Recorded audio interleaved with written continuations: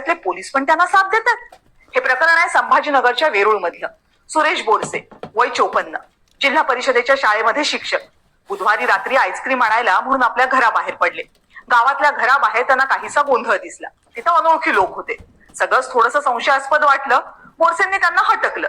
एवढ्या रात्री गावात काय करताय असं विचारलं तर म्हणाले आम्ही पोलीस आहोत. पण त्यातल्या कुणाच्याच अंगावर वर्दी मात्र नव्हती. मग बोरसे म्हणाले जर पोलीस असाल तर आय कार्ड दाखवा. बस एवढंच. त्या 4-5 जणांनी बोरसेंना बेदम मारायला सुरुवात केली. मग समोरच्या स्कॉर्पिओ गाडीमध्ये घालून मारायला लागले, म्हणजे कुणाला आवाज जायला नको. पण एका लहान मुलानं हे सगळं बघितलं आणि तो धावत बोरसेंच्या बायको आणि मुलींना सांगायला गेला. तिघी धावत आल्या.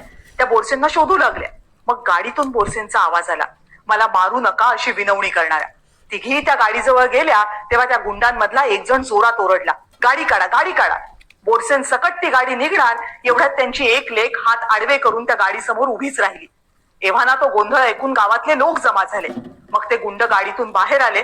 बोरसेंच्या बायकोनं त्यांना त्या गाडीतनं काढलं आणि हॉस्पिटलमध्ये नेलं.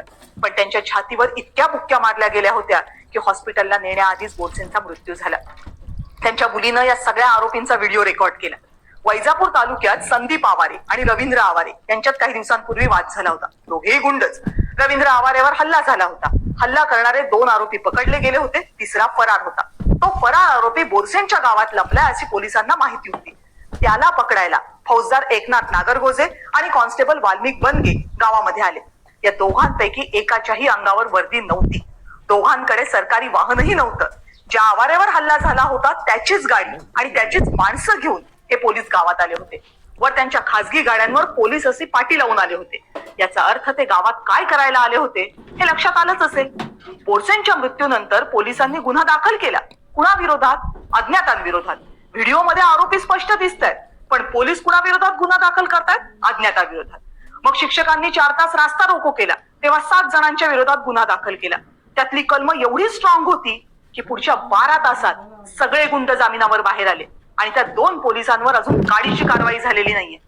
कोणतंही हत्यार न वापरता एखाद्याचा फक्त लाथाबुक्क्यांनी मारून जीव घेणं हे क्रूरपणाच्या सगळ्या मर्यादा ओलांडणार आहे.